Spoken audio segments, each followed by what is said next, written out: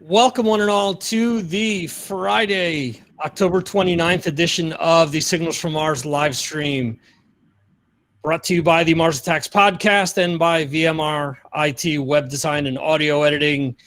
Our guest tonight, joining us at least initially, is Mr. Ron Scalzo of Return to Earth. How are you, sir? I'm very well, thank you. Awesome. I want to say hello to Rob Rowe there in the chat so far.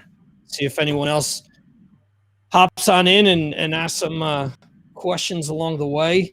We are awaiting Mr. Chris Pennie and maybe a surprise, another surprise as well. We'll see. Don't want to. We'll keep our expectations low, so that way. Yeah.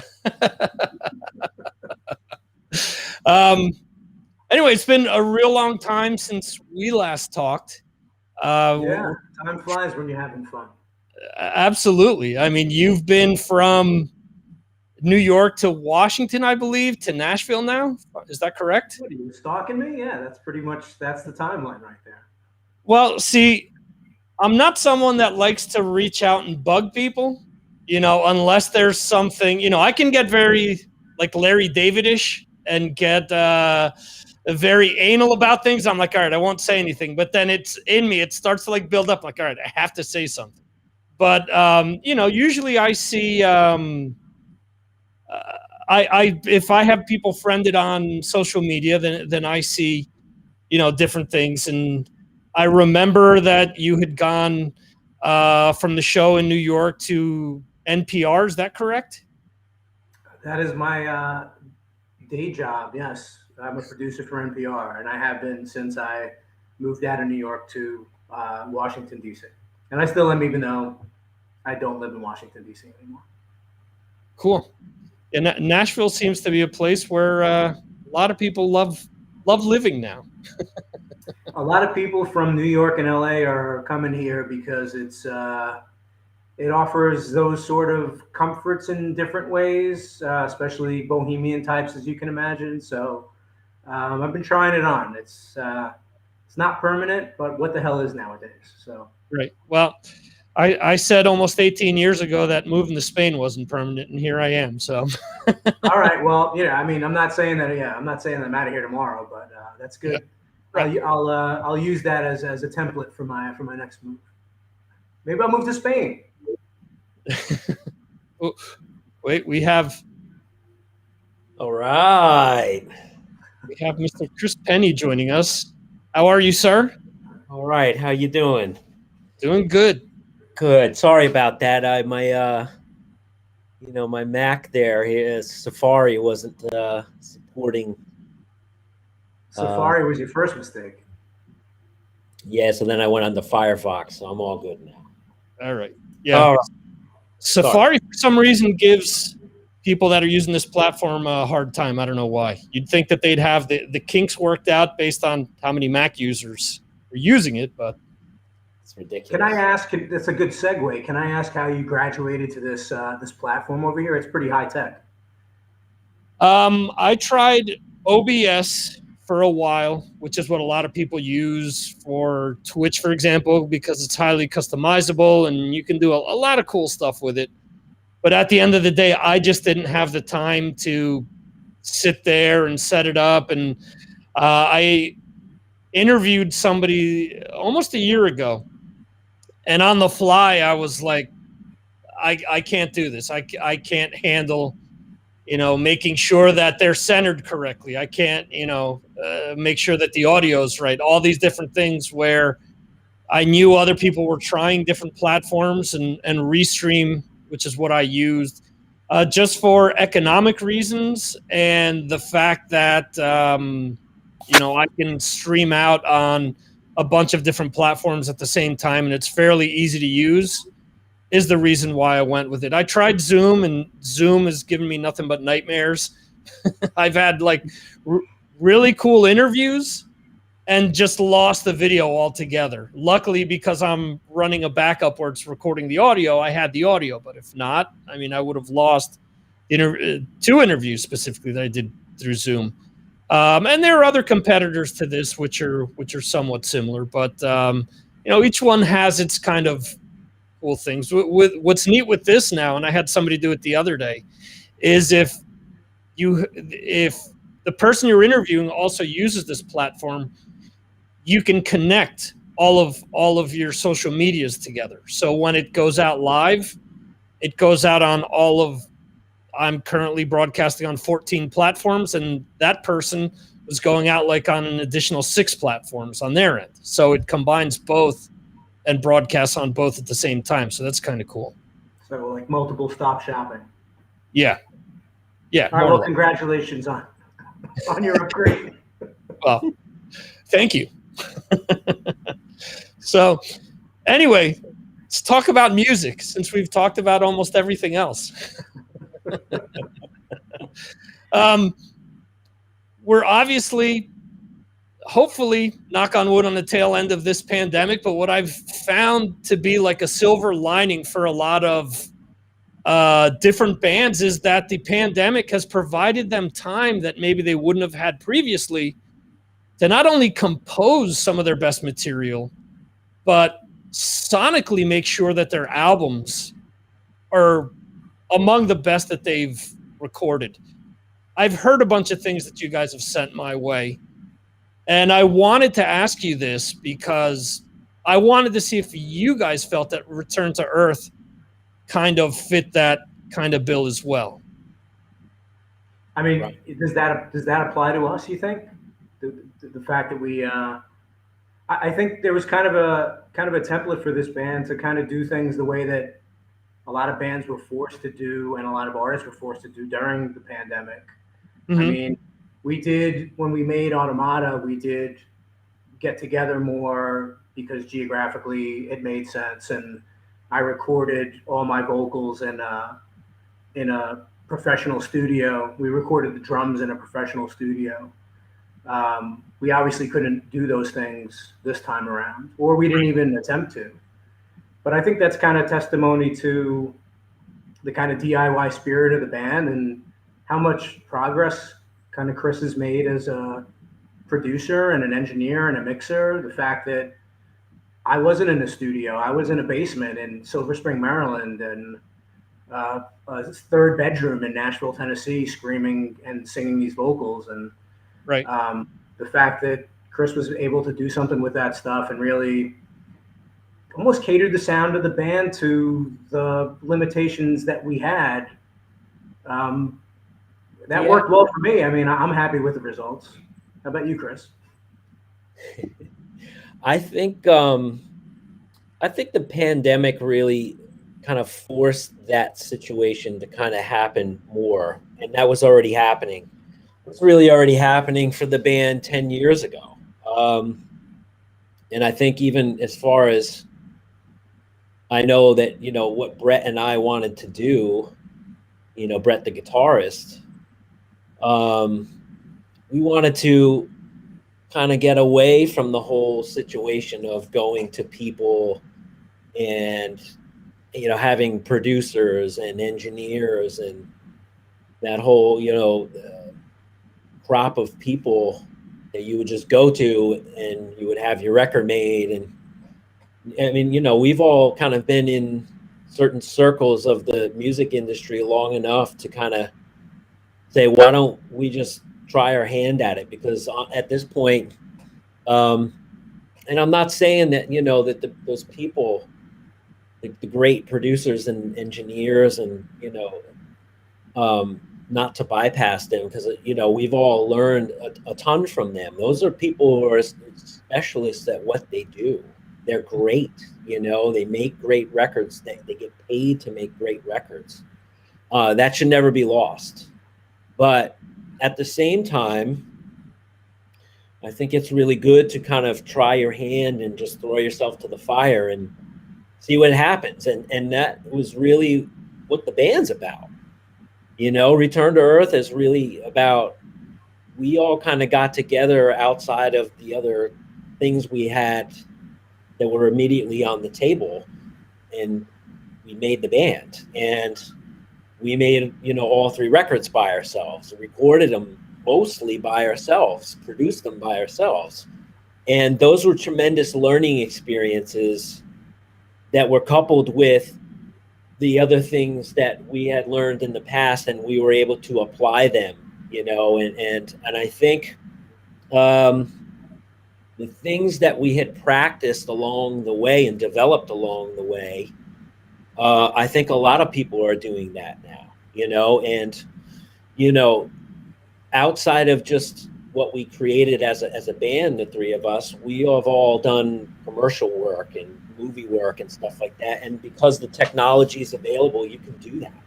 Mm-hmm. And now, with the pandemic, that had to happen. And right. I have to be honest, like, I think like not much has really changed in my life, because I do a lot of my work basically from home anyway. And, right. Some people that I talk to who are engineers and doing their work from home as well, we pass around little pictures on our phones of a split screen of two of the same pictures that just says engineer, pre-pandemic, engineer, like, right in the middle of the pandemic. It's the same thing, nothing, right. And so I think we've all learned a lot. And I think especially in the past 10 years, we've definitely learned a whole lot to kind of really understand and be able to kind of process the whole thing from beginning to end. And I think at this point with the new record that we just did, it was an exercise in that, and that's kind of how it's always been with us, with Return to Earth, So, right. Yeah. And I'm very happy with how everything came out. I think, the whole situation going into this was that it was a cathartic thing we all wanted to, kind of do before, things really took shape. But I wanted to try more of my hand at a mixing and mastering thing, rather than just like the guy that just plays drums and comes in, or, just play drums on it. Like I didn't want to like have that role, right. In what I was doing. And so for me personally, I'm really satisfied, and I'm really proud of how this came out for that reason, different reason, And that's a fine balance. There's there are people that are bands that can't kind of produce their own stuff because they don't know when to, rein things back. And there I can talk about hundreds of releases that I've heard over the years where it's like, had they've just gotten a producer to tell them, no, you shouldn't do this, or that song's too long, or this part's redundant, or no, you did that already 10 years ago. Why are you, that kind of a thing. But then I get what you're saying, with all of the experience that you've accumulated all these years, at least wanting to get a chance to do it and see if you can do it with your material, to make sure that, because I mean, what I've heard sounds nothing like what you've done in the past, sonically, and just the way that it's structured. It's funny because when Ron sent me the files, he said something to the extent of buckle in. I believe that's what the statement was. It's definitely a ride. I think that's the coolest thing about the record is like, the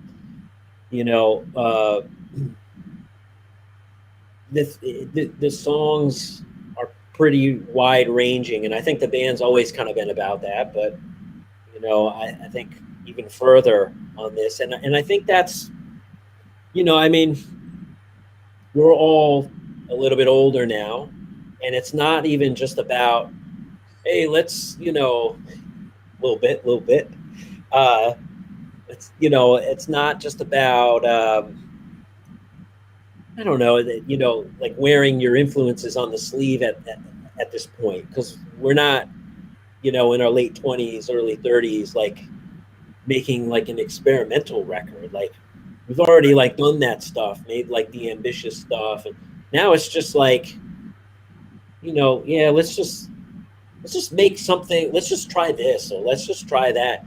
We don't have like like a core audience or a thing that we're like catering to, labels to cater to.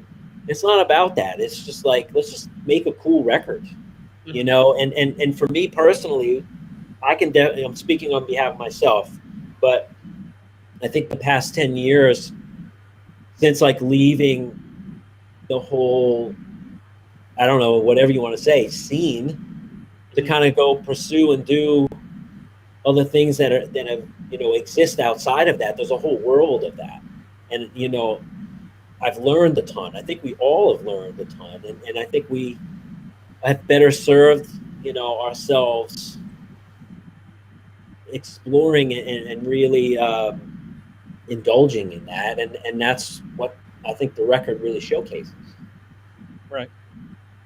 Yeah. Victor, you're a fan. I mean, like, do you really think you've heard the older records? Do you think stylistically this is really that much different than what you've heard before? Well, first of all, you've Is got that a good thing? no. There's two different pieces of music. Obviously, the Big Ideas is what you guys just released, which is on the streaming platforms, and then I don't know how to segue into this without fumbling over things, but there's potentially something that's coming after this early next year. Hate mail. But what I'll say is, to me, I mean, both pieces sound completely different to one another, and they sound completely different to Automata as well. There's definitely a progression there, and if I were to listen to them without knowing when they were recorded, I would say that Big Ideas was recorded a year or two before Oblivion was recorded, because one kind of sounds nothing like the other. Like, well, it was one of the things when you mentioned it to me, I was like, oh, okay, the usual thing is, there's an EP, there's going to be 2 or 3 songs which will end up maybe on the album. And the first thing I looked at, I'm like, wait, none of the tracks appear on both. I'm like, okay, so I listened to the EP, and then I listened to Oblivion, and the first thing that I heard with Oblivion, to me, was more of what has drawn me in these last few years with Gary Newman's work, and what's drawn me in with certain eras of Nine Inch Nails and stuff like that. There are certain songs where I'm like, oh my God, this sounds like, trying to think, 3 albums ago for Gary Newman. Like, there are specific songs off of that really stick out to me. Here in the Black, I think, is that, well, that's the lead single off of that. But there are songs that kind of feel like some of the stuff off of here.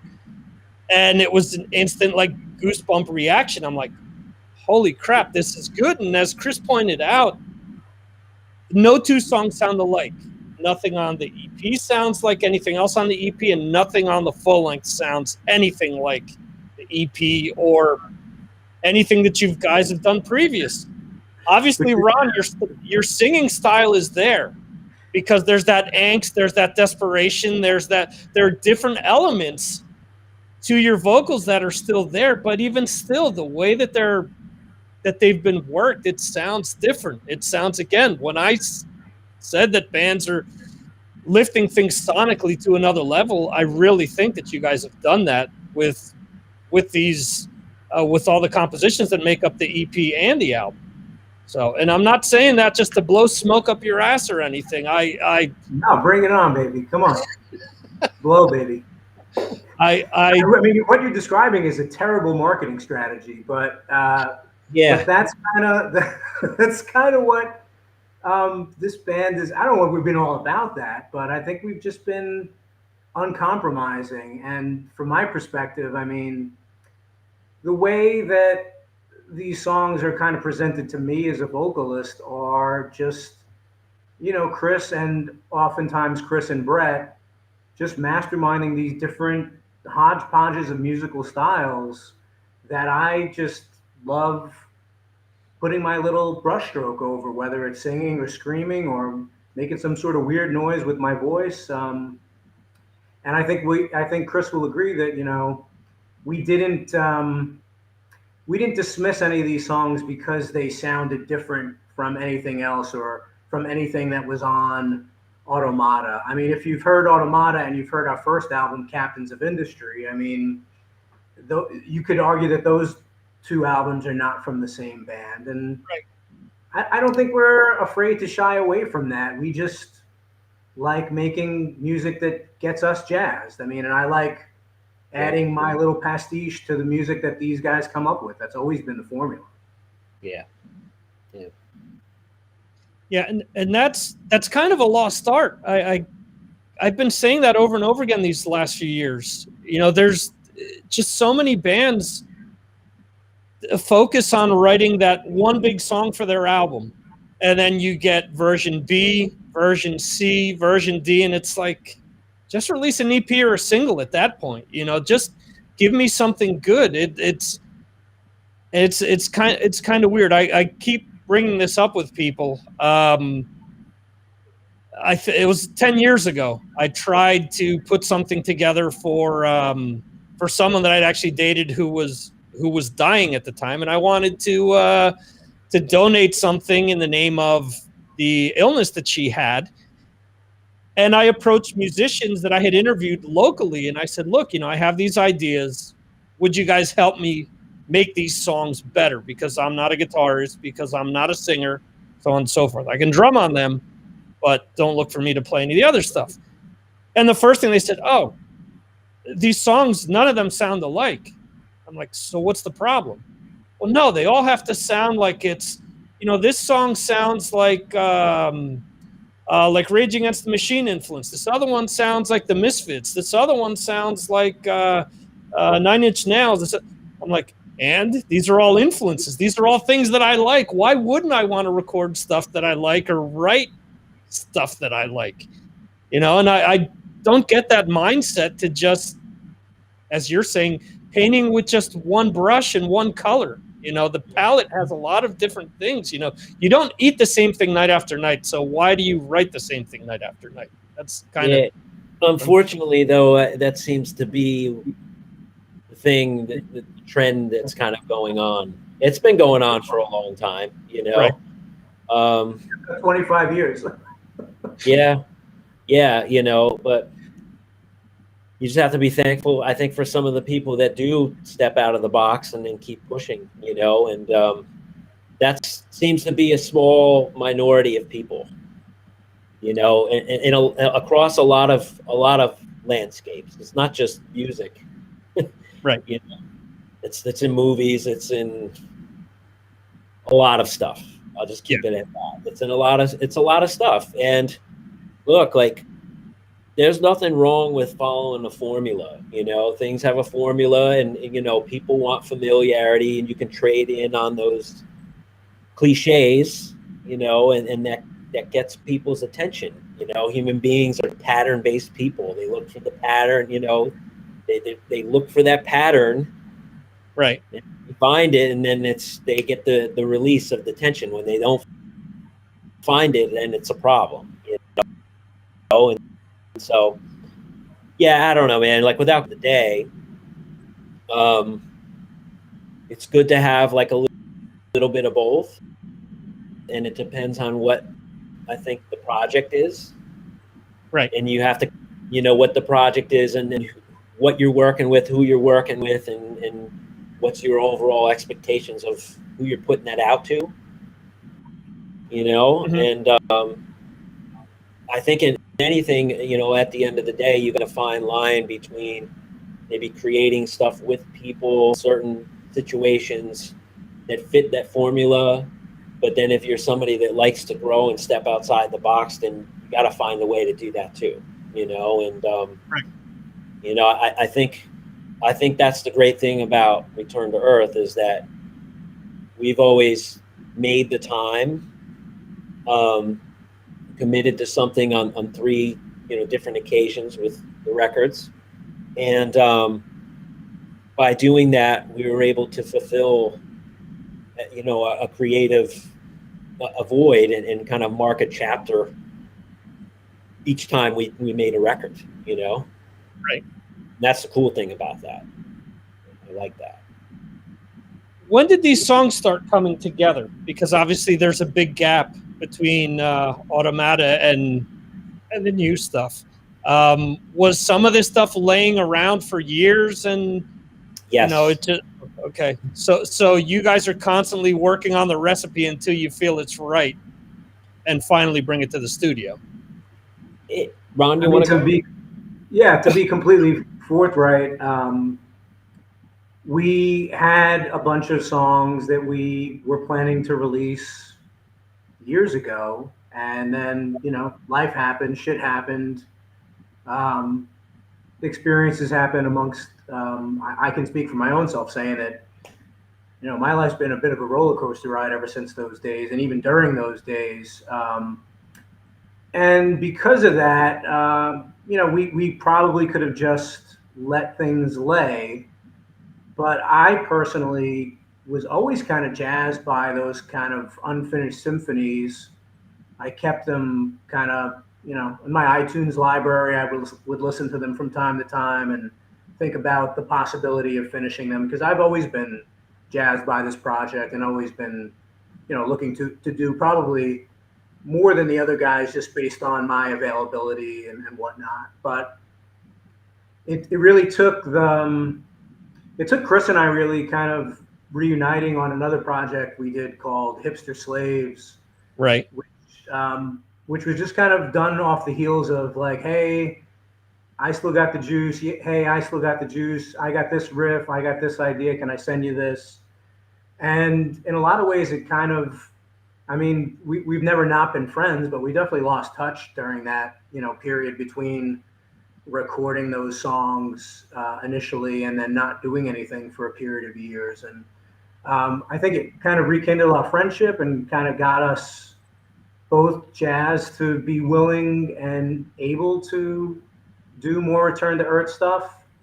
And then when the pandemic happened, I really kind of pushed both of the other guys selfishly to say, hey, like, I need to do this. Like, there was stuff going on in my life, and because of the pandemic, like a lot of other people, I'm like, a lot of people kind of turned off during the pandemic. I don't know how to write, or I don't feel comfortable writing. And I was like the opposite. I'm like, bring me your huddled masses of songs and riffs, and I need this, So yeah. It's a keen observation on your part, is that a song like Big Ideas, which we just released, and a few songs that are going to be on the new record are from that old group of songs. But my hope was that we would have just released those songs as an EP or a series of digital songs. And I think, at least initially, we all got pretty psyched with how those came out after I retracked vocals and Chris fine-tuned and rebuilt a lot of them from the ground up. And what happened wasn't what I hoped would have happened. And I think the same applies for the other guys, is we got inspired to write some new shit. And that's why, even more so than on the last record, you might hear some more disparate styles, because you're talking about a timeline of like, 10 years worth of, not 10 years, maybe like 7 or 8 years of kind of that timeline of how this album, came together. Gotcha. Yeah, and you brought up the side project. That was actually going to be one of my questions. How did you guys determine what was going to be Return to Earth and what was going to be on the side project, or any other projects that you guys have worked on? Because I think one of the cool things is that you guys really haven't had any boundaries at all. There's really nothing to say, hey, this needs to go in this box, this needs to go in the other box. So what made you realize, hey, this is going to be Return to Earth instead of one of the other projects? I don't think we did. We all have kind of written a lot of things like on our own, and when we did the last record, Brett and I were kind of getting more into production, and like what I've done, like in the past, like 10 years, I've been doing like a lot of scoring, a lot of like writing, like commercial writing, um, you know, just doing tracks for other, artists, playing drums on, other people's records, learning how to Right. mix, taking on the responsibility of just trying to do a lot of that, sort of on my own. And some of it, Brett and I, we had, a lot of, like we had like a production company together, and we were doing a lot of stuff together. And, Ronnie was always like kind of on the peripheral and doing that too with us because he was in the same mindset. And he had like, a whole handful of bands that he was working on and music that he was always constantly working on. But like, he would always send us stuff, or like, we'd send him stuff, or like I'd write something on my own. And I remember like, it's basically like 2 years ago at this point. I went down to visit Ronnie and just hang with him because at the time he was living in Maryland. I like played him like a bunch of tunes that I had like on my iPod or whatever it was at the time. And he's just like, why don't you put any of this stuff out? And I'm like, I don't care, like I just don't care because like I just want to like make music and enjoy the process of making the music. And for me personally, I had done enough of the touring and all that, being in the scene and stuff. I just don't care about that shit. I have like I don't care. And like for me at the end of the day, it was always about making a record and writing music. And that's something that we've all done in that massive gap in between, the Automata record and this one. And so like, I mean, if I were to show you, I bet every one of us, if we were to show you like what's in our playlist of the stuff that we wrote, it's just a shitload of songs, Right. and that's all just part of the development process of doing, the things you want to do to get closer to what you're trying to say creatively. And so I think when we were working on this record, there were certain things that I think Brett wanted to do, and I think Ronnie wanted to do, and then that I wanted to kind of do. And it was just a big pot of stuff. Certain things that were kind of floating around and were cool ideas, other things that, were sort of kind of finished, just needed to kind of break out the hard drives and finish off, that sort of thing. And then there were just, certain tunes that Ronnie was just like, I just want to do like one sentence like in this song, and I think it'll be done, and that's it. It was really, it wasn't really anything that was saved. It was just kind of like, well, we got this and we got this, and maybe we'll write something else. Cool. Let's see if that works. And if this feels good, then that'll go on the record. Was there anything going in that you specifically wanted to do that perhaps you hadn't done in the past? Maybe try a specific thing with, I don't know, a time signature, try something with, I don't know, a specific instrument. Or Ron, was there something that you wanted to do with your voice that maybe you hadn't done in the past, maybe process it a certain way, or I don't know, anything that you guys can think of that going into the album, you were like, hey, I really want to try this because we haven't done this previously. Or in your case, Chris, something that maybe you used engineering someone else's project and said, you know what, this could really sound cool if I did it with this specific Return to Earth track. Yeah, I think personally, exactly what you just said to that point is there were a lot of things because everybody's kind of doing their own record now, and because of the pandemic, everybody has to do their own record now. And this is something that we've kind of been doing for the past 10 years. So we kind of came in, and I mean, even before that, I went to school for this type of stuff, and not just engineering, but just like synthesis and just like in the software explosion that allow people to sit here now and do stuff in their basements, or in their rooms or whatever.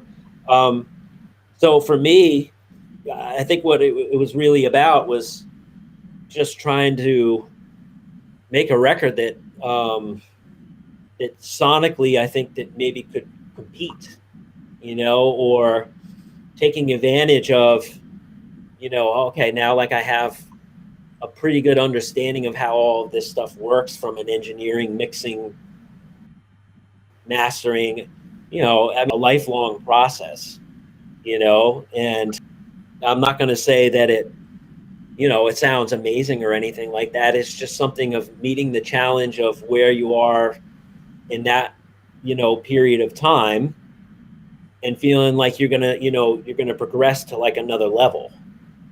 And Right. You make tons of mistakes. Certain things will, I don't know, tax the computer out and you can't do anymore, with the track because there's so much shit going on, you can't do it anymore.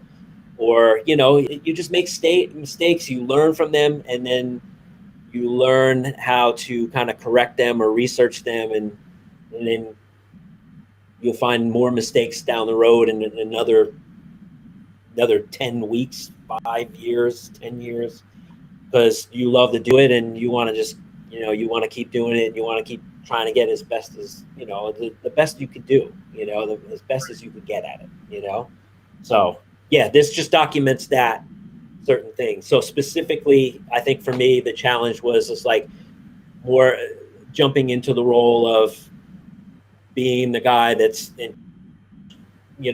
trying to be handling the mixing aspect of everything that's going on. And those tracks are pretty busy. I mean, there's, some tracks, some of the songs have 100 plus tracks on there. There's a lot of shit going on, so right. It's like, how do we attack all of that? And, based on what I've been doing for, I think, the past 10 years, that lended itself to being able to do that, and being able to feel comfortable enough to want to do that too. So my perspective is completely different. My perspective is Chris's perspective is Chris Pennie's perspective. My perspective is the guy that's in a band with Chris Pennie's perspective, and that he doesn't understand that perspective because he's him. From my perspective, there's really just two criteria that I really kind of always used in this band, even though the music has always been, markedly different from song to song and album to album.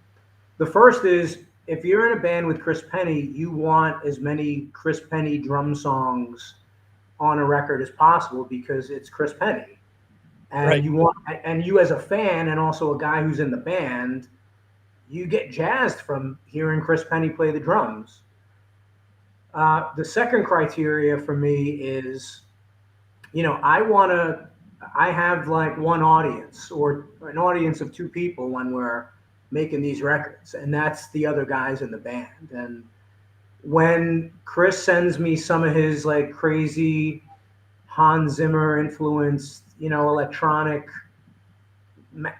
orchestrated like little masterpieces, I don't think he's just sending it to say, hey, look what I made. He's also kind of sending it, hopefully, in a kind of subtle way to say, what can you do with this? It's almost like, a pitcher throwing batting practice to me, and seeing if I can hit it out of the park, and it's been a real cool challenge for me because I think a lot of the music that he writes, the electronic music that he writes, and he really, doesn't take enough credit for leaving his stamp on not just this record, but the last one too, is kind of someone who's really gotten really good at that. I accept the challenge. A lot of times when I listen to that stuff, I'm like, well, this doesn't need anything. This would sound great on the next Christopher Nolan movie.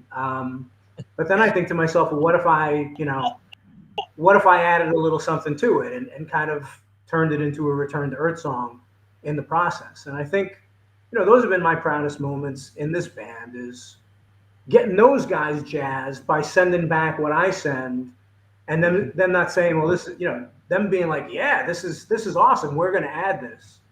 And I'd say if Brett was here, he would kind of say the same as a guitarist. Yeah. Just kind of playing to your strengths. Like the pressure is off me as a musician in a lot of ways, even though I play and write and make music. Like this is in a weird way, even though we're not collaborators in a traditional sense, we're as collaborative as any other band. Yeah. I think the thing that I love so much about getting the tracks back, like from Ronnie, is that there were tunes that we had, like you said, they were just kind of like sitting around for a while. Some of them had vocals on them, but other ones didn't. And I've listened to those songs. I'm sure we all have. We've listened to those songs, like, over the course of those 10 years. And you listen to them and you kind of like think like, what would it sound like with vocals? Or you get like used to how it sounds instrumentally. And then like to hear him drop vocals on it, it takes it to a whole nother place, which is really cool. And that's like the beauty of like recording together, and collaborating with people, is that, you have kind of one way of looking at things. And then, like he said before, it's just, you have like one perspective. And then when Ronnie adds his perspective to the situation, it totally changes it. And that's awesome, and I think that's why people get together and play with one another. People, they form bands, and, I think that's the beauty of bands in general, because when you kind of get in a room, or now at this point, multiple rooms via the internet or whatever it is, you get that, collaborative process, and you get an element that comes along with that interaction. And that's like when it turns things into like the special, it makes it special, When the human factor shows. What is that, Metal Church? That's what I thought of when you said that. Wow. But wasn't that song about the opposite of what we're doing? That song like debunked all like electronic music, didn't it? What? Did he like have a line in there that said like just one more MIDI cable and I'm just ready to go? He was hating on us, bro. I don't know if he was thinking that. I think he was just railing against. That was his point. The human factor. We're like long-haired dudes in the same room, just rocking out. Well, that's a whole other evolved Metal Church. That's, to me, that's like a whole other element. That's a whole other ball game that you're talking about, because it's like, when you think about bands, it's like you think about Metallica just sitting there playing for 3 to 4 hours, like, in the practice room before they even hit the stage. And that's a band that is, their whole thing is the necessity to get together and play, and that's been like that their whole life. They need that, like, you're not going to tell, James Hetfield that like to send Lars like this riff, like over the internet. That's not happening. That's not where they came from. That's what they do. And they're really great at it. Like that's what a lot of those bands did, all of those bands. There's a reason why they sound the way they do, because it had to do with, that's where things were. That's what people did. You got in a room and you hashed it out, and I mean, we were all part of that at some point, because that's what music was, look, there's like pros and cons to all of that stuff, that's a really, really deep and long topic, but, yeah, I don't know. I feel like, watching a year and a half in the life of Metallica is always awesome to me, because, they're sitting there rehearsing that stuff and they're just interacting with each other, or like Rage Against the Machine, just punch the hole in the wall, run the cables right through the hole, right into the board, and let's just go, let's just capture the fire, and things are different now. it's not really all in the fire. It's about, you know, making a production. You know, things have definitely gone more down the production, you know, road of, you gotta, you know, we gotta, like, you know, tune everything and you know, double everything up with, like, you know, the synth, so everything's like super fat, and trigger all the drums, place everything or blend them in, and so it sounds massive, and everything sounds you know, we just get everything super like fat, and it's compressed so that we can master the hell out of it, like as loud as it can be. You know, that's kind of what dictates right now, you know, and that's just because of the situation too, you know, and, you know, everybody seems to be following it. There seems to be a little bit of a backlash towards it, obviously, too. There'll always be that, but, you know, I don't know. I think having like a little bit of both, or, you know, or a million different ways to do it, because there are an infinite amount of ways, but I think at the end of the day, you know, these are all techniques to arrive at something. And, you know, all the, you know, things are just different now. The landscape of music's just different. It's just different, you know, and I'm curious to see where it goes. It's heading towards a landscape where Metal Church has to accept us for what we are.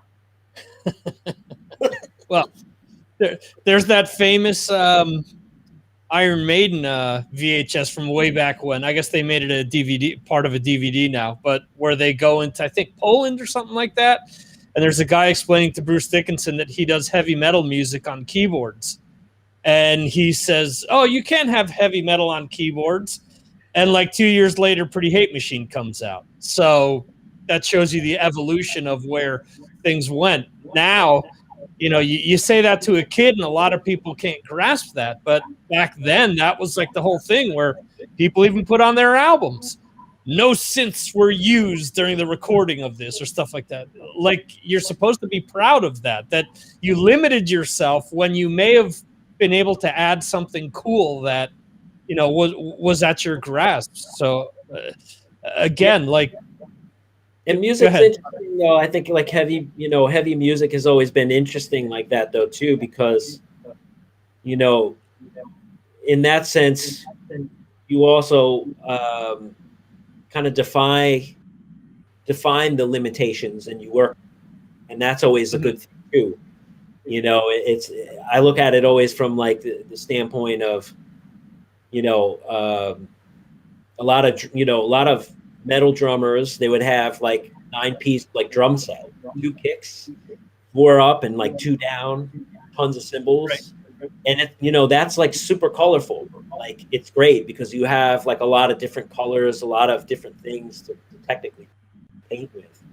But, you know, it's also good to like just duck out of that too and just go with like drums and like a ride, a hi-hat, and 2 cymbals, and see what you can come up with then, you know. And I don't know, I think, you know, it's like whatever is there, whatever you have to like, you know, kind of paint with and work with, just, you know, being resourceful like that, no matter whatever it is, you know, guys with tons of money, people who have no money, like, at some point, somewhere along the line, everybody's like made something cool. Like, some of the worst sounding records are still like my favorite records. Yeah. You know, like, cause it's just raw. So, but, you know, I think like keeping open to all of that, I think, is important, because, you know, feeling whatever kind of vibe or you're feeling, cause nobody feels, I don't feel the same thing every day. I definitely, you know, I wake up one day and I want to hear Michael Jackson, and the next day, I'll want to hear Deicide. You know, that's just kind of like how it's always been.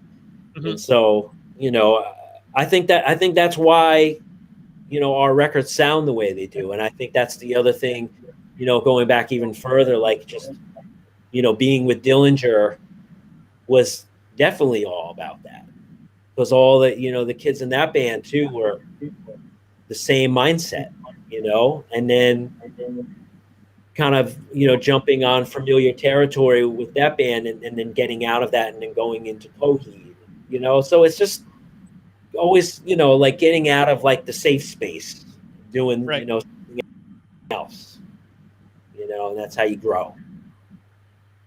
Metal Church, though, Yeah. man. Badlands, baby.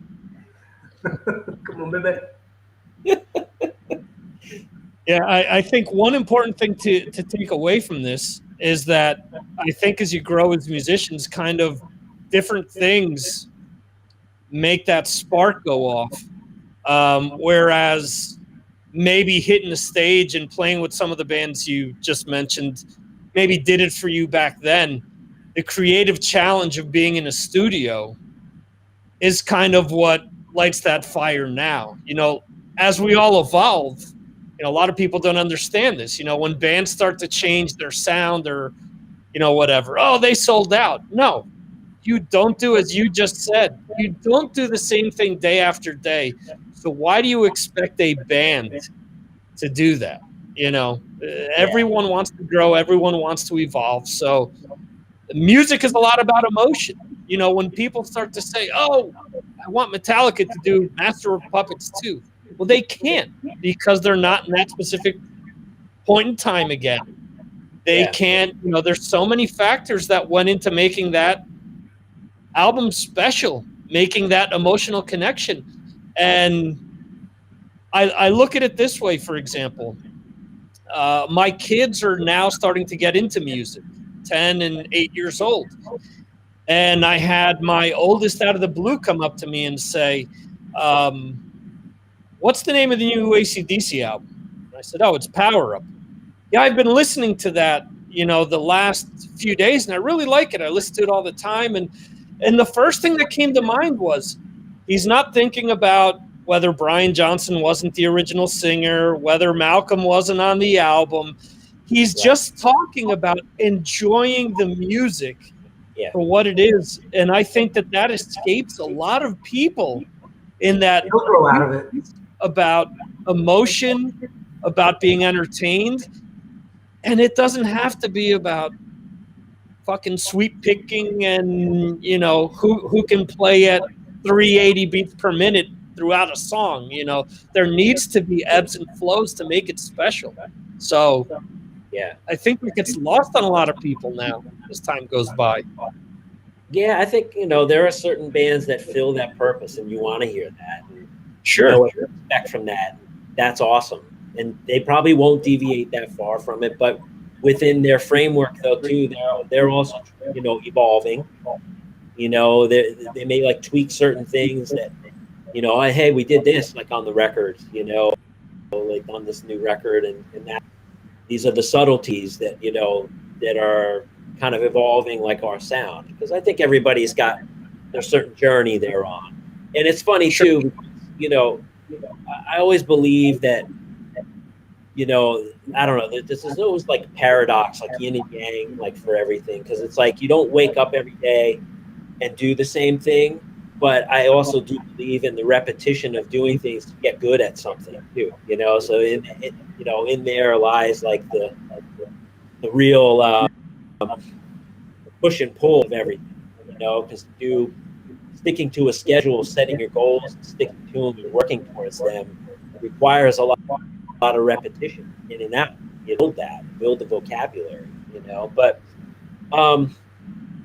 yeah, you know, music like has been this interesting thing where I think you have certain things that you listen to it because it's fulfilling like a certain technical need, or, you know, you go to certain bands because it fills that vibe. And then there are bands that you just listen because you love to listen to them. And I feel like, man, yeah, I wonder if you ask people like some of the stuff, especially like with metal, it's so, you know, it's so focused on the musicianship. And you know, the real virtuoso like playing, that you really that's the first thing you really focus in on, and everybody's kind of focused in on it more as it's going on. And so really become like the calling card for like, you know, how fucked up can they make this song, like, you know, and lose everybody from like the first like, you know, 10 to 15 seconds, or like how can they wow you within the first like minute of the song, or just outrun you for like 7 minutes, you know. And those are the calling cards, and that's great. But I think, you know, as you get older, for me, it's always been since I was like 5 years old that I've always loved to listen to music. And then I have certain bands and certain things that fill the role of doing what I want to do because, you know, I'm a musician and I'm focusing in on like, you know, the kick pattern, you know, and that like really makes it like, you know, for the song for me. But, you know, there's a balance of that, because that's not like all I listen to. I'm just not like, wow, God, yeah, like you said, guys like playing 300 BPMs, like, but the song sucks. Like, you know, it just doesn't, you know, it's never really, you know, been about that, you know. So I don't know. I mean, I just think that, especially now too, like across the board, a lot of things have definitely kind of fit into like a formula, you know. And again, like I said, that's not a bad thing if that's what you're going for.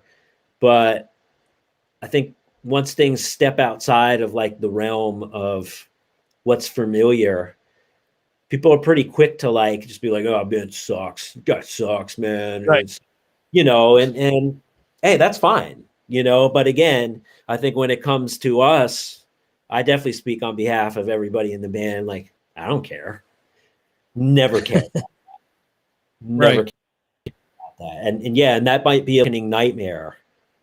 But at the same time, I think, you know, for us, first and foremost, because when Ronnie hit us, you know, Brett and I up, you know, he said, dude, I need to do this. I need an outlet. I need to, you know, to make these songs, you know. And we quickly followed right after that and said, yeah, because this is going to be, you know, a nice little journey for us, and we'll make something that we're proud of and enjoy listening to afterwards. So to me, that's what it's all about. Cool.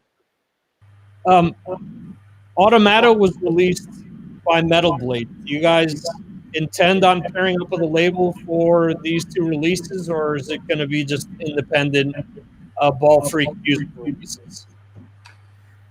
We were open-minded to releasing it on a label because, you know, Ball Freak Music right now is pretty much me, and I didn't want to ship vinyl records out to Chris Pennie fans in Japan and the Netherlands. But at the same time, based on, you know, everything that Chris just said and just the history of the band as a whole, we knew that we just weren't going to whore this music out to anybody. So we kind of, you know, one thing I learned about my experience and the band's experience with Metal Blade is, even amongst the metal community, I think we're kind of considered outsiders. We don't really fit the mold of the traditional metal band that would be on a Metal Blade, you know? So with that in mind, and based on our own fandom and opinions of what labels we think are cool, I was pretty restrictive about, you know, pitching this out to labels with the idea that, hey, like, that's plan A, but if plan A doesn't work out the way we wanted in XX amount of time, then plan B is what was always plan B, and as you know, was plan A for many years when the label was more of a, you know, a physical brick and mortar label.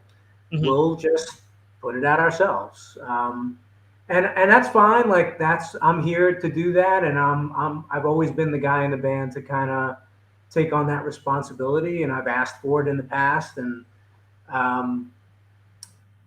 with all that said, I think, you know, we can keep our expectations low on what to expect because, as Chris said earlier, you have sometimes you got 15 seconds, 30 seconds to impress a listener. I don't want to think in those terms when I put a record out. I want to send it to you, Victor, and get your feedback because I know you're actually going to listen to the thing backwards and forwards. And my hope is that there's a couple of thousand people out there who'll do the same. And that's really, I think, all of our expectations beyond our own expectations for us being happy with the results. Is that I know, I was a 12-year-old, 14-year-old. I was, your kid's age, and maybe not that young, but when I was discovering bands like Prong and Wrathchild America and Sacred Reich, and bands that really didn't have that level of Right. success. And I'm nostalgic for that music. I don't go back and listen to it every day, but me and the other guys in the band, we kind of, we just did during this interview. Like we bond over our mutual like nerdy fandom of old metal when we were kids. And I think that's why at least I kind of yearn to be part of that community in this band, because we are wearing a little bit of those influences on our sleeve, and the Nine Inch Nails and the Ministries, of course. And at the same time, yeah, like I'm not a bedroom artist. I want people to hear this shit because I think it's good, and if Bald Freak music is the only way for me to put my stamp on that and get it out to the world, then that's the way we're going to do it. By the way, I got to see Sacred Reich with not Wrathchild America, but when they changed their name to Souls at Zero at at Studio One in Newark, New Jersey. Crowbar was opening up for them. So, so I saw Sacred Reich with it was Sick of It All, Napalm Death, Sacred Reich, and Sepultura on the Arise tour at Obsessions over in Randall. And that show was great. That was a great show. And then the year after that was like Maleation. I think it was like Malevolent Creation, Agnostic Front, and Obituary. Right. And that was great too. It was really, that was like my first like real, like besides going to see like Slayer and Metallica, at the arenas, much more intimate venue, and this bands was just like literally was crushing, and yeah, I was like, I don't remember, 12 years old, 13 years old, I think at that time. That was awesome. Yeah, I had a discussion about Obsessions 2 weeks ago. Actually, one of my listeners is from Roxbury, so we had a whole discussion on that because I haven't lived in the area in like 18 years. I'm originally from Dover, and if I'm not mistaken, Randolph. So yeah, that's where I'm at. You guys are neighbors, or were neighbors at some point. Yeah, that's wild. Yeah. So now he lives in Spain. And now I live in Spain. So much like the customer of mine, I didn't meet him until, I started doing this, started podcasting. So I lived 5 minutes away from the guy, probably was in the same record shops and all with him way back when at the, Roxbury and Ledgewood malls and whatnot. Yeah. And never knew who he was. That's hilarious. Wow. Small world, man. Small world. Absolutely.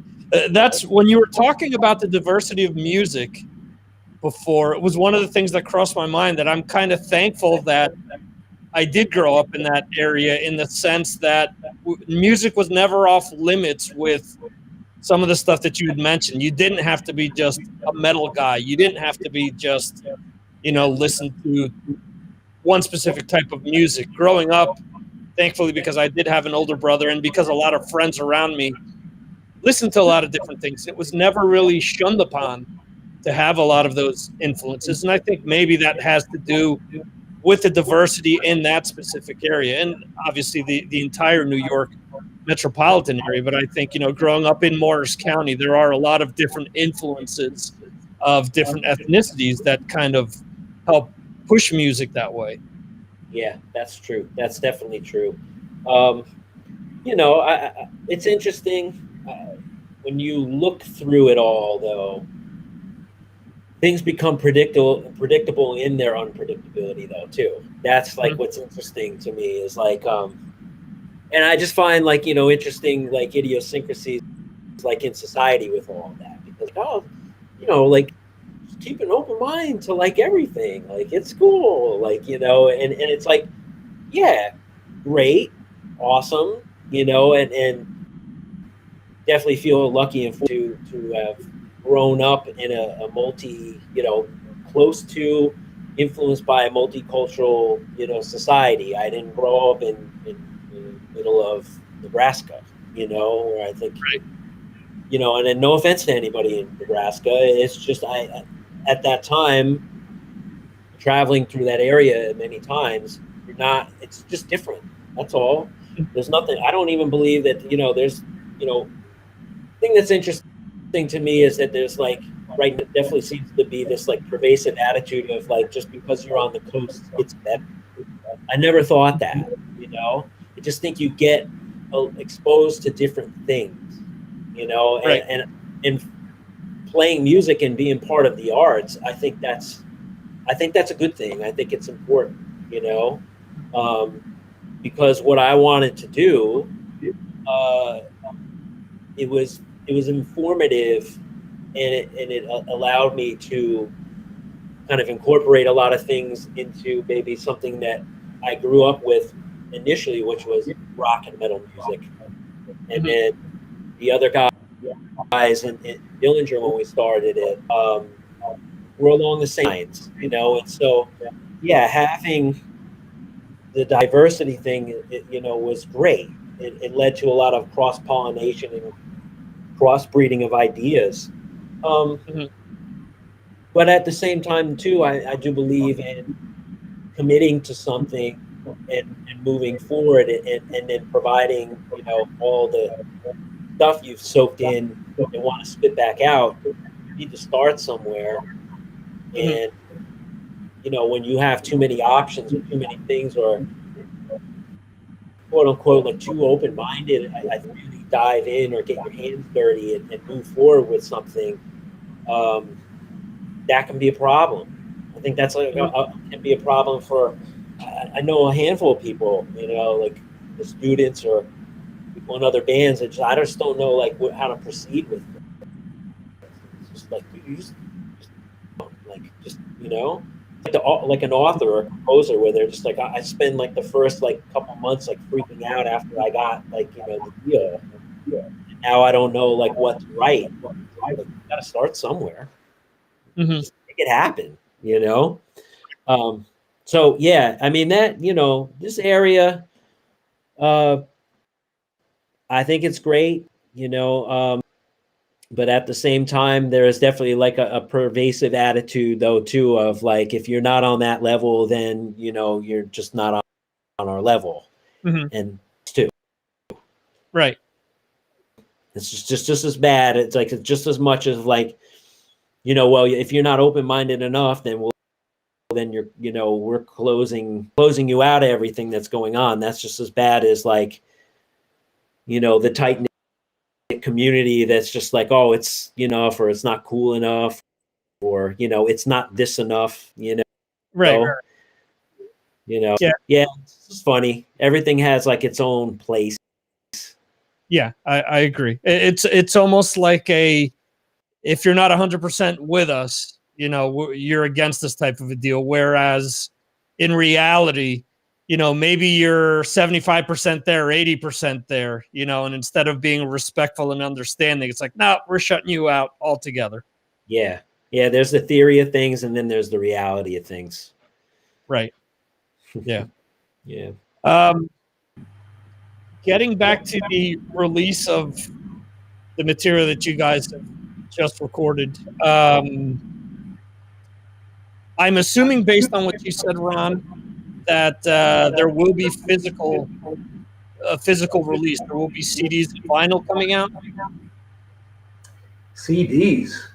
Okay. God, it's 1999. There's still some bands that are releasing CDs. This is why I asked, because then I have listeners that say, why aren't they putting it out on CD? What do you think? I'm made of money over here. I personally wanted to put this record out on vinyl. We've never had a vinyl release, including the Metal Blade release. This is our record. This is our project. This is our baby from beginning to end. And that was one of the goals I kind of set when I decided we were going to release this. So we're going to do a limited edition vinyl run. And in fact, I think outside of just those fans, we might not release it under any other format except for vinyl. And of course, if you buy the vinyl, you can download it so you can listen, mobilely or anything like that. Maybe somewhere down the road. I mean, listen, I love music. I listen to music every day. I've never stopped. It's part of my job. It's part of my career as a musician and as a radio producer and just as a fan and a podcaster. But, putting your music out without that machine behind you, you asked about a label before. What are the advantages besides not doing the label work? Is it raises, it raises your profile. There's no doubt about it. And we were attracted to that when we signed to Metal Blade. We knew who Metal Blade was and what Metal Blade had done leading up to that signing, and we were enamored with that. I mean, I could speak for myself, at least, saying that was intriguing to me. But this time around, if we're just doing things on our own again, and it looks like we are, putting your shit out on Spotify, of course, it's the best way to get it heard, but it's like, dropping a pebble in the ocean. Right. And I don't want, I like pebbles, but I also I'd rather somebody who wants to hold that physical record in their hand, is going to listen to it more than once and give it the attention it deserves. That's who we're making this record for besides ourselves. We're making it for you, Victor. Basically, that's kind of the goal. I'm sorry that maybe we'll do a CD. If we do a CD, will you listen to it on CD? As long as it comes with the vinyl, I'd get a combo of both.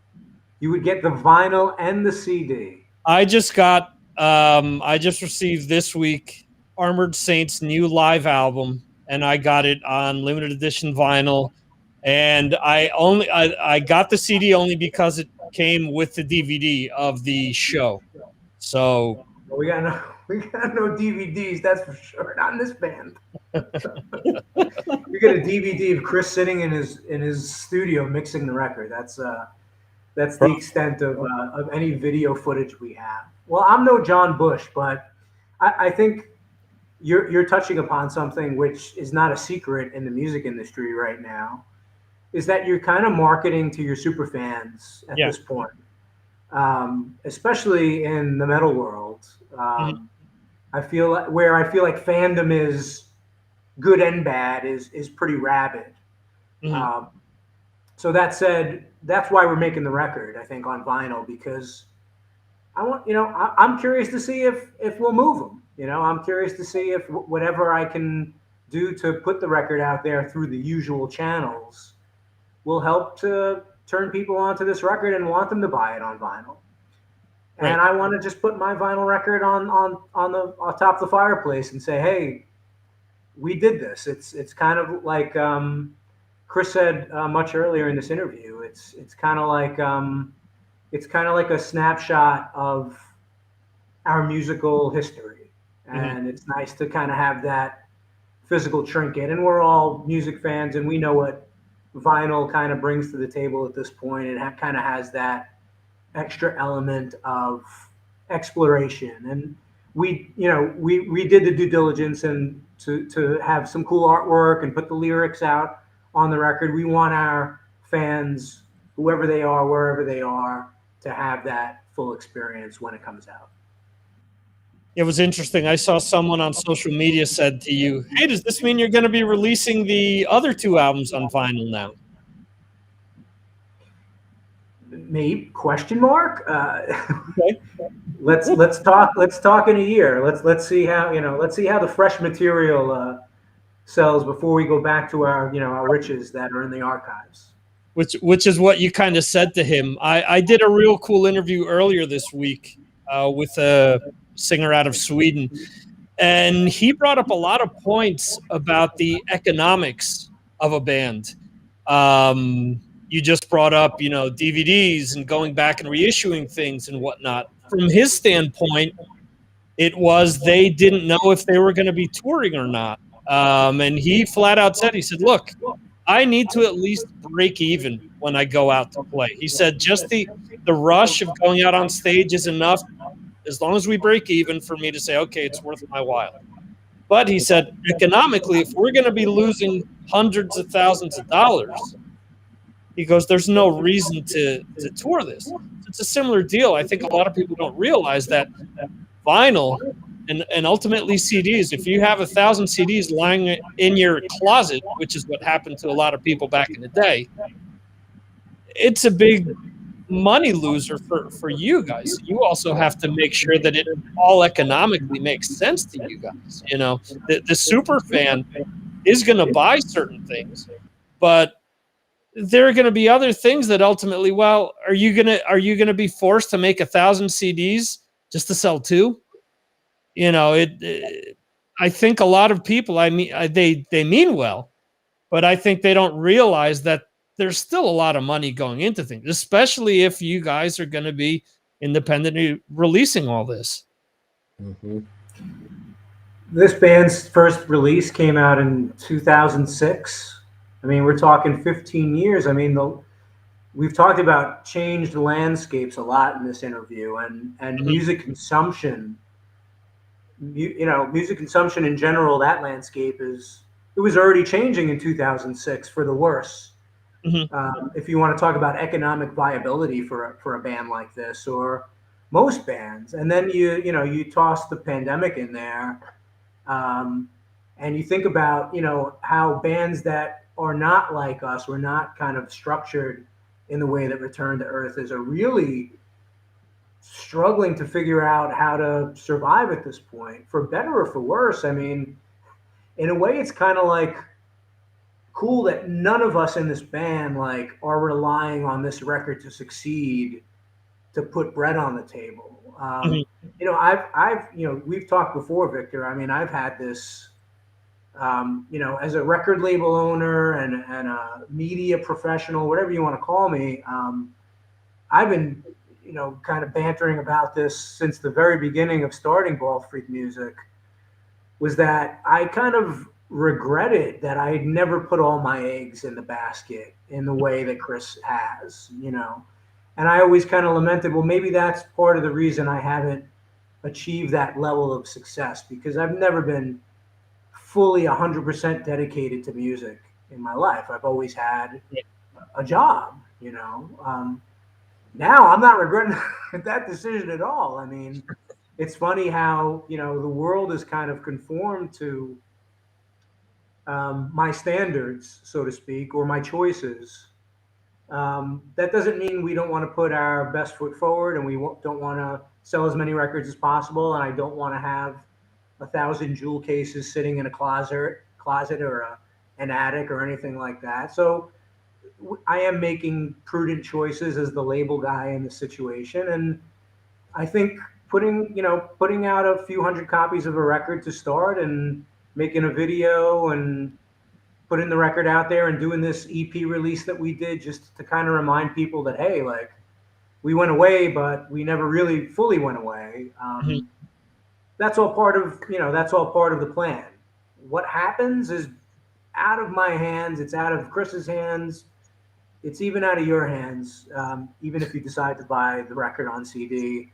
That's not why we did this, but I'd be remiss not to say that I'm not thinking about it. I mean, I've always had to think about it from day one of self-releasing the first Cue Ball album in 2002. I've always been that guy who's just been like, I'm going to do this, and I'm going to throw it at the wall and see what happens, and take the good and the bad. I'm going to start singing the Facts of Life theme song right now, so I'm just going to. quiet down. Hey, Ron, good use of the rule of thirds there in your video. You got it, dude. Is that, did I cover it all? You got it, dude. No, I'm not talking about it, dude. Just the way you're framed up there, dude. Got a nice little third hanging out here, third there, third there. Oh yeah, I mean, yeah, I don't do a lot of these, man. So I'm glad it's working out. Yeah, I'm on the swivel chair. You know, Good shot, man. Framed up nice. Where are you? You look like you're in the Millennium Falcon. Like what's going I am, on dude. Absolutely. Is that the new setup? See, this is what happens, Victor, when you talk to guys who are in a band and they don't live in the same state. Yeah, We're dude. learning new things about each roll other out right to here on the Giggy podcast. Prime, dude. Let's do this. Hello, Jeremy Weltman. Yes, vinyl is cool. He called me Rob though, so he's disqualified. No, he's saying Rob to Rob Rowe. Oh, okay. I apologize. Yeah. So Rob is the other guy. Oh, hi, Rob and Jeremy. Are these your regulars?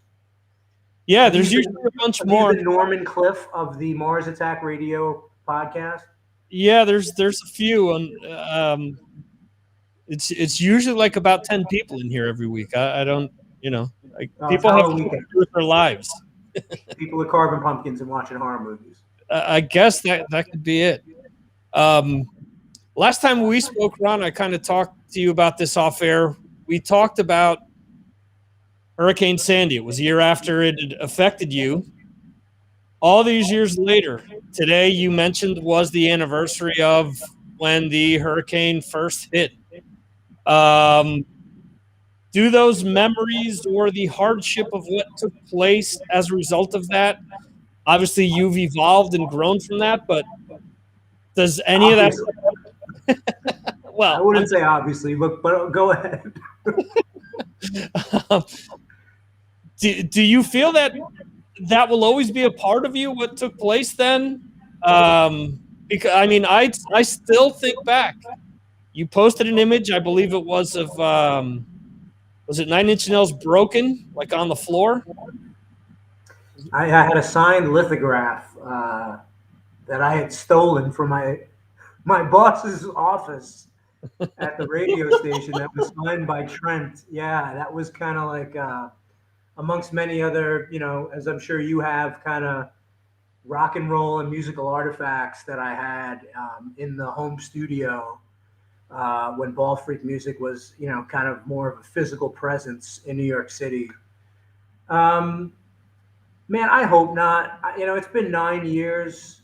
It's interesting that you bring it up because my life I feel like I've lived about 7 or 8 lives since that all happened to me. A lot of other things have happened that don't make me forget about it. But I will say that, not to get too deep down the rabbit hole, but that whole experience really taught me how to deal with what's been going on in the world for the past year and a half, and maybe in that sense, at least, kind of deal with it a little better. Kind of the adversity of it. I feel like this was everybody's hurricane. This was the world's hurricane, because the one thing that I do remember about that time, 9 years ago, and in the months that followed, and even the year or so that followed, was just this numbness of, it was a very, hurricanes, natural disasters, they're kind of geographically specific. So if you're a guy in New York City and your house and your record label and all the shit in it is destroyed by a hurricane or a tornado, somebody in Dallas, Texas, or Spain, or the Netherlands will probably read about it online or find out about it and think, that's unfortunate. And then go back to their lives. That experience was very, Staten Island, New York City specific. Right. And I felt like a lot of people just didn't, a lot of people just kind of, after that week had kind of passed, including family members and friends who had come to help me, label mates, and, had kind of just moved on with their lives. The holidays were coming. And whereas I was like a lost soul for a period of time. And I would credit that experience to kind of one of the reasons why Return to Earth really kind of hit the pause button for a while because I was in a place where I was just kind of trying to rebuild my life, never mind my musical career.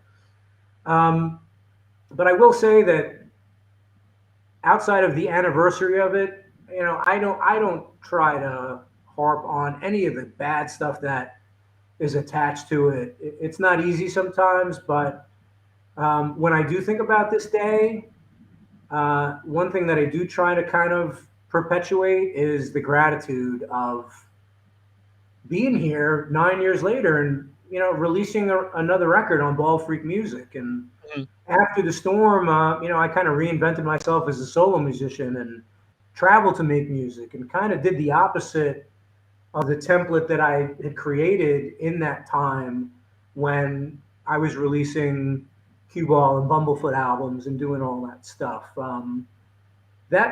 That all got washed away, and I'm a very existential person. I kind of saw that as a sign of like, hey, maybe Mother Nature's telling me something here. And maybe this is just an opportunity for me to just kind of do what I continue to do and love, but just do it in a different way because I can't do it the same way anymore. And 9 years removed from that experience, Victor, I think I've come to good terms with it. The one thing I do regret is it is a big narrative in my life. It is a big thing that, on my own podcast and in my own experience and conversations with friends and everybody from people I've never met before to therapists. I mean, just the fact that it comes up as something that I think I just, it's time to move on, man. It's time to move on and wait for the next hurricane to come along. That's kind of the way I look at it at this point. Well, hopefully in Nashville, you won't be seeing any of those anytime soon. Not hurricanes, but this is tornado country right here. So, what's the natural disaster situation in Spain? Is it safe there? I got to find what's safe in America. Yeah, well, it's different. For example, there weren't any hurricanes here up until after Katrina. Actually, when Katrina hit, there was I don't know if this gets over to the news or not. There's a volcano that's going off over here. It has been going off for a few weeks. Yeah. So the equivalent of the governor of those islands, when Katrina happened, said, "Oh, what a disgrace. That would never happen here and all this and what a shame and blah, blah, blah." Months later, the first ever hurricane hit Europe. And that specific area of Spain was without power and water for about a month. So it goes to show that you shouldn't shit talk situations like that because you don't know what could happen next. I mean, for me, it's the weather where I'm at is similar to like Seattle. It rains a lot. We get a lot of like wind here, and we get winds coming up from Africa actually, which is like hotter than hell. It'll be like 100-degree winds that are coming up. And to top it off, when the wind comes up, the scientific thing that happens is that the atmosphere is charged up with ions, so it can give you headaches. It makes certain people go like crazy. There's a lot of different like weird atmospheric effects that take place. So I remember playing festivals in the summertime over there, man. Yeah. Super hot. Super hot. Oh yeah. Oh yeah. I like that. I went to a festival in Madrid once. It was so fucking hot, and we had camped out, and I was like, man, I saw a hotel on the way in. I'm like, I'm seeing if there are any rooms left because I'm not dealing with 100-degree weather at night. I walked there. The dude at the counter says to me, "Oh, it's kind of expensive. It's $50 for the night." I'm like, I'll take it. You got AC? I'll take it. Yeah, it's worth it. Well, cheers to natural disaster. Yeah, dude. Mother Earth says, "Get out." Mother Earth. Well, he was saying that whole Mother Earth discussion. The first thing that came to mind was was your discussion on having to switch from a 9-piece kit down to a 3-piece kit. You know, he had a certain situation put in front of him, and he had to pivot. Mm-hmm. This is true. This is very true. I'm just waiting for Elon Musk to get everybody off the planet. Go hang out in Mars. It's gonna be awesome. Ron, you mentioned your podcast a second ago. What gave you the podcasting bite? What made you want to start to interview people in this capacity? You did. Me? Oh, yeah. Getting loose now. All right.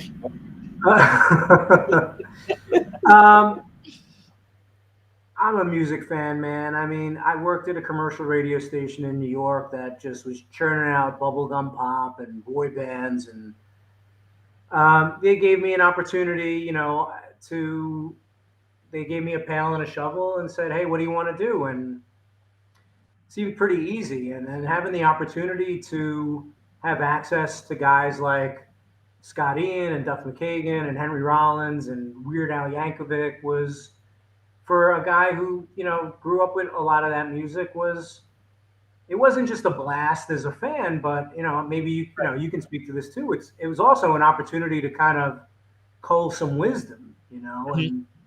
And what I did learn, and it kind of intertwined with that period in my life when I was doing when I started Independent Minded.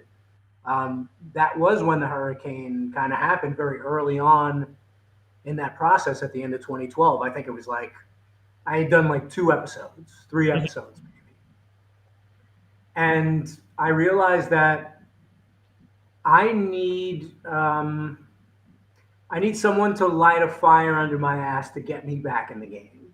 Mm-hmm. And I think at around that time when I started it up again in 2013, it served that purpose, you know, like talking to not just big artists, but artists that were less known than I was, right, who were coming into town or making a new record or whatever the case may be. Hearing 20-somethings talk about their passion, and that was good medicine for me. Mm-hmm. And then moving to DC and having to do it in DC where I didn't have a studio to work out of or a big behemoth media company behind me.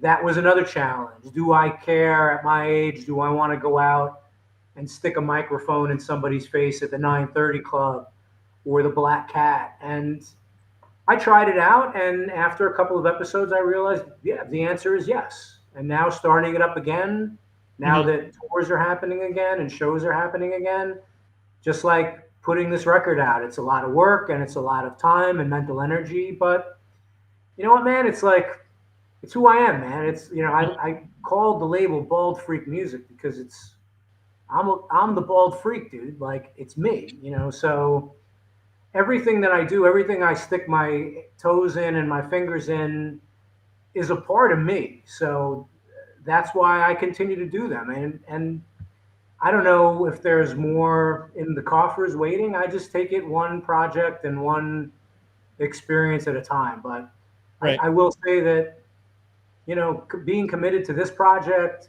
to the label, to the podcast, I like to think it says something about either my resilience and or my stupidity, because I don't know what else to do with myself besides these things, you know? Right. Cool.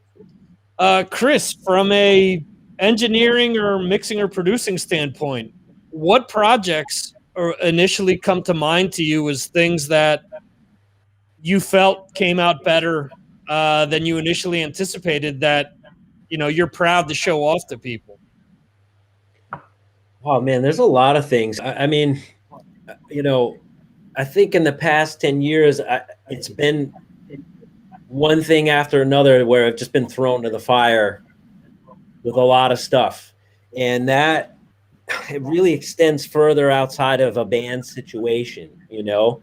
I think doing the Return to Earth record was kind of a culmination of that, doing like a collection. But, you know, the past 10 years, it's been like I've done stuff like, you know, composed, mixed, mastered, you know, written stuff for, you know, like companies like Layer and like stuff that's part of like, Turner Network and, movies. And so people, like, and I just jumped from one thing to the next. And so like, Brett and we were working on stuff for this company. The guy who, was kind of in charge of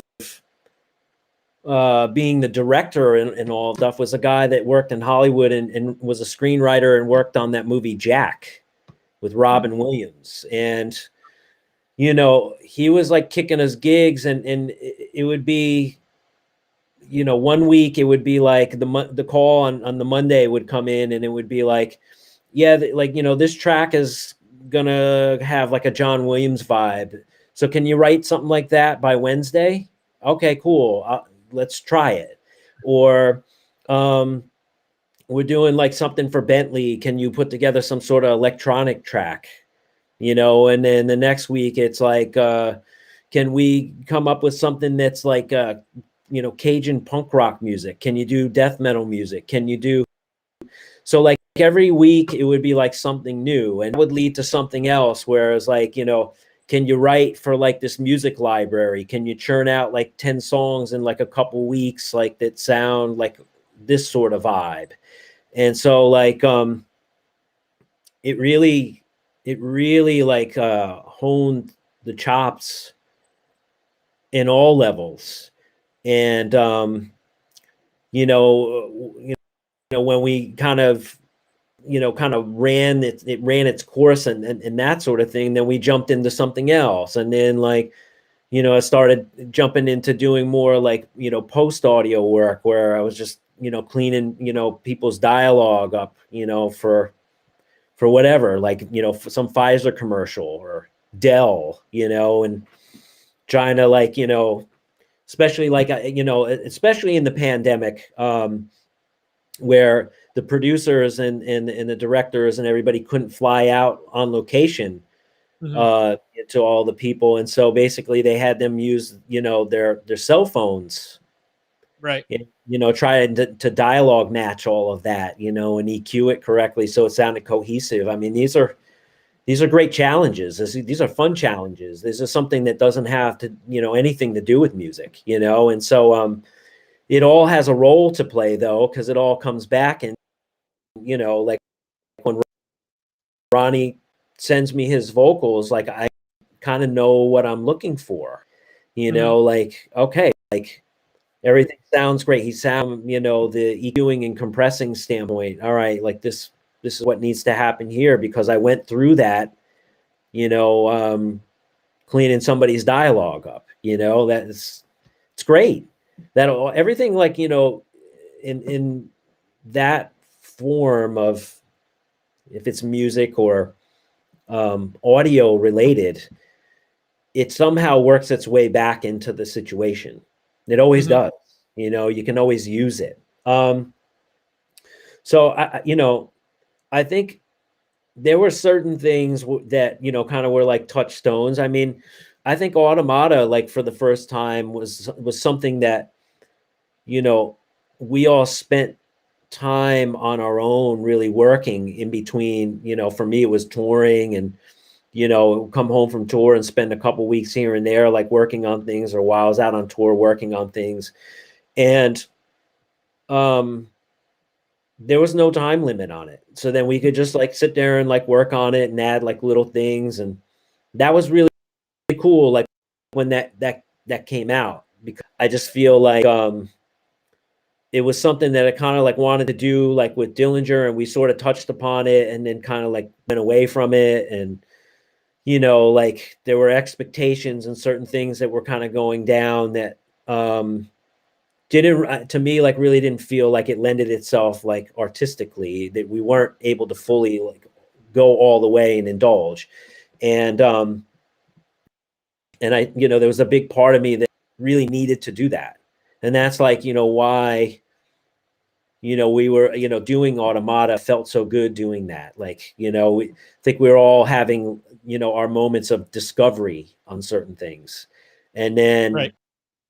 That led to, doing more orchestral stuff. I mean, I spent a good majority of time like sitting there and just analyzing, a lot of classical scores and getting into that, sort of thing. And because that's what, really ultimately at the end of the day, that stuff speaks to me like the most, I feel, like there's nothing like, and I love jazz and I love all, there's plenty of great contemporary styles of music, but again, it's just to me, there's nothing like listening to Bach, or that's just absolutely bananas to me at the end of the day. And it's guys so beyond like prolific, half the stuff is, not even documented, all the stuff he did with like all the shit that he wrote for like the choirs, the boys choirs and stuff like that.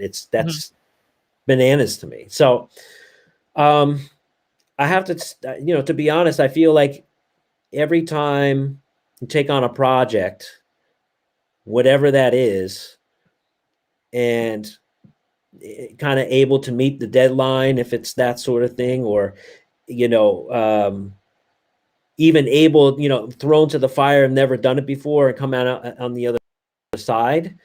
I'm really happy with it. I'm proud of it, and I think, I'm really, really proud of the Return to Earth stuff on a lot of levels, and then from just the sheer challenge of, trying to handle things from a sonic perspective, given what I've kind of gone through and learned, coming out on the other side of that and listening back to it, I'm proud of that. I'm definitely proud of that. I think that's, that's the role I kind of took on, and, I wanted to try and do that like as best as I could, to do my job like as best as I could, and so, yeah. And so like, I feel like it definitely, it accurately mints that moment in time of, I think, where we were and where I was and what I was, what I knew, and I think all of us, I mean, not trying to speak on behalf of Brett, but the same thing with Brett, like, him like always constantly like working on his guitar tone and guitar sounds, and, trying to perfect that, and, him getting new gear and trying that out and messing around with that, and, working on that. So, yeah, it's, I think any project coming out on the other side of that, I'm proud of it. Always am, maybe at the time when we're going through it, I'll just be like, this is like the biggest pile of shit ever, because I'm just like really critical of it. But when I have some time away from it and come back to it, I'm always proud of it. Always. Proud that we made another record without murdering Brett.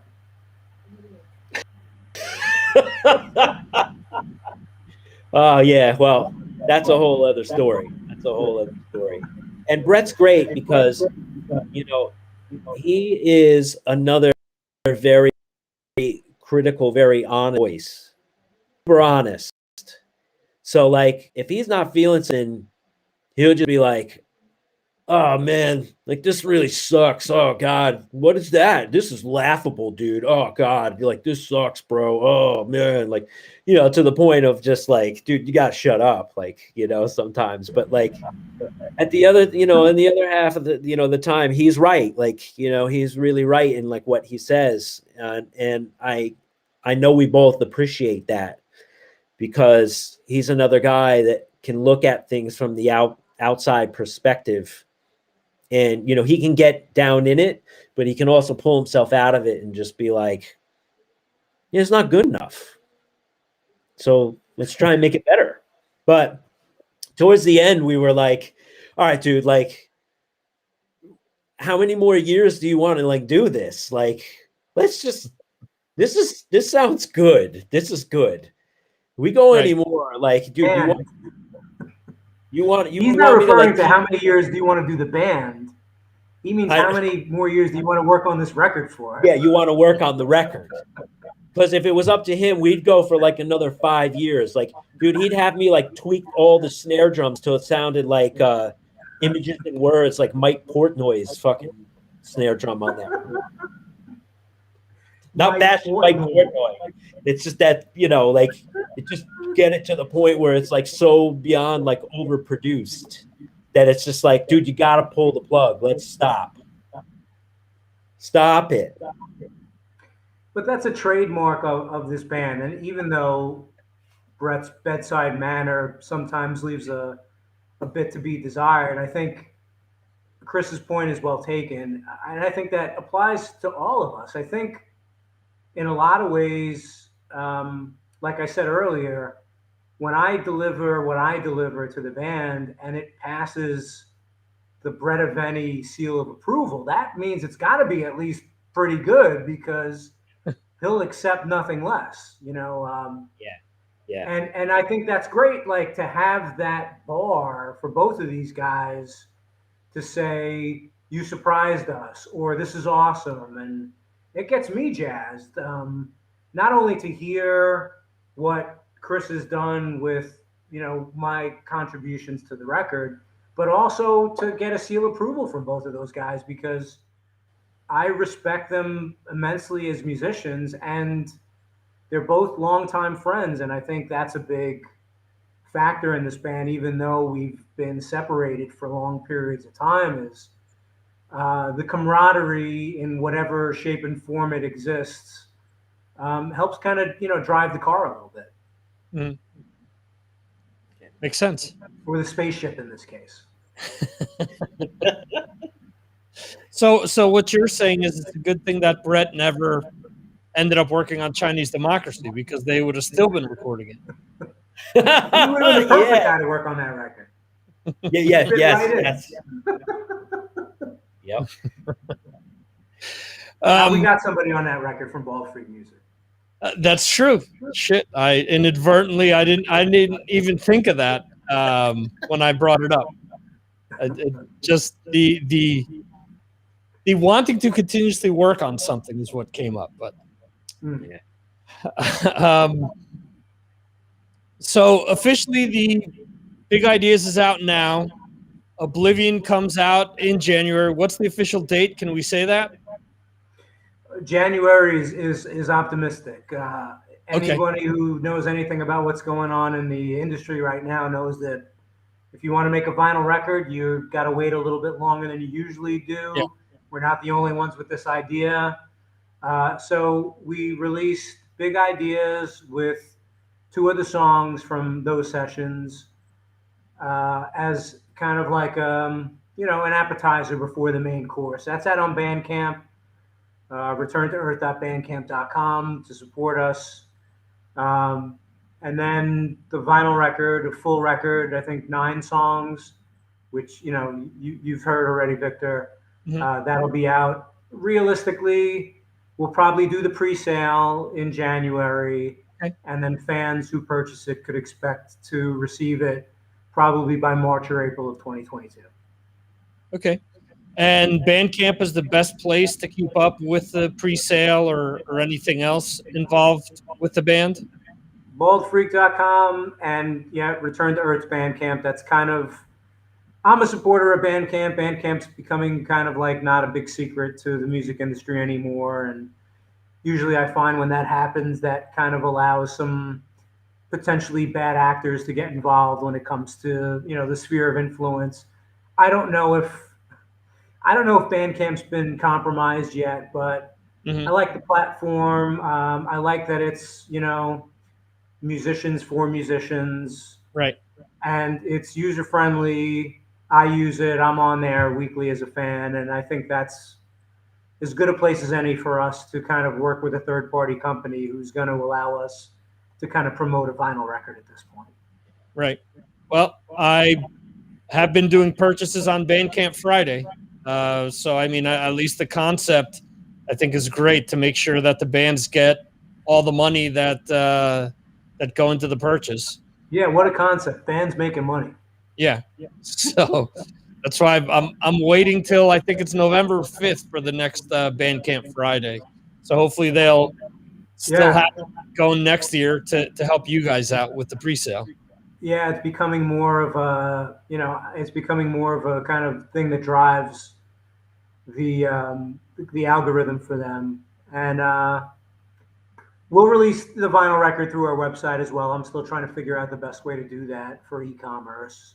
I haven't, put a physical release for this band out in, 11 years. And Metal Blade did a lot of the work the last time around. So it's almost kind of like starting from scratch in a lot of ways. But, it's not rocket science. You're not operating on anyone's heart, right? No, definitely not. Definitely not. If people want to keep up with either one of you guys, where should they go? If you want to keep up with Chris, you got to come in and sit on these interviews. Otherwise, oh, yeah, that's it. I have no social media. Don't want anything to do with it. Off grid. Get me off world. I mean, just a little, a truth about this project and this release is that Chris is, needed a little bit of persuading to contribute at the level but that's kind of like a hallmark of this band since the very beginning, and that's fine. I mean, whatever we can get out of the Chris Pennie vehicle, we're gonna take it. But if you are interested in learning more about this band, at Bald Freak Music, that's the record label / my social handle. I'm not a social media fan as well, but it is what it is, and somebody's got to be throwing up flares for this project, and I'm happy to do it. So baldfreak.com is really the hub for everything, and you can follow us everywhere: Spotify, SoundCloud, Facebook, whatever the kids are into nowadays. We don't have a TikTok or Snapchat. I think we're decidedly Gen X, so we're sticking to the old standards, Victor. So that means that when I tagged you on TikTok, it means you will never see the video that I posted. I have no idea that you did that. Thank you for doing that. If that's what you did, are you on TikTok? Yeah. Got to try to cast the largest net as possible, my friend. Guys, don't forget, it's now called Meta, not Facebook. Get it right. And TikTok is called KickCock. Meta. Come on, man. Yeah, but I don't know if they're changing the name of Facebook. What's that? Become the internet. Transhumanism. I can't wait, dude. Just chop off half of my body and turn me into a cyborg. I'm ready. Let's do it. That's the next record. Arnold. Let's do it. There you go. Concept for the next one. If there is a next one. I'm being up. Let's see if this one makes it out to the masses. It's the same answer for selling the new album as reissuing the old albums, or I should say, looking into the future and looking into the past. You gave the same answer. Listen, it's tough when you don't have control of your own destiny, and anything you do beyond making the music. Once you hit stop and Chris delivers you those, beautifully mixed and mastered audio files, it's really out of your hands outside of just, putting it out there properly and doing your due diligence. I mean, right now there's 9 what we think are pretty cool Return to Earth songs that are a record plant in Taiwan. How it's going to sound when it gets back to us and then it gets to the masses in general, I don't take anything for granted. Chris is going to get a test pressing hopefully in the next month or so. Mm-hmm. Hopefully he's going to say, yeah, man, this sounds good. Because otherwise, that might change our release date. But we remain, as always, when relying on the industry at large, cautiously optimistic. Right. Cool. Well, I want to thank you guys for spending all this time with me tonight. Almost 2 hours here. Yeah, what's the record? What's that? What's the record? Yeah. I will tell you that when I spoke to Bumblefoot, I spoke to him for 3.5 hours. That sounds about right. But get some bad acid flashbacks from that. Victor, what time is it? It's almost 2:00, right? Yeah.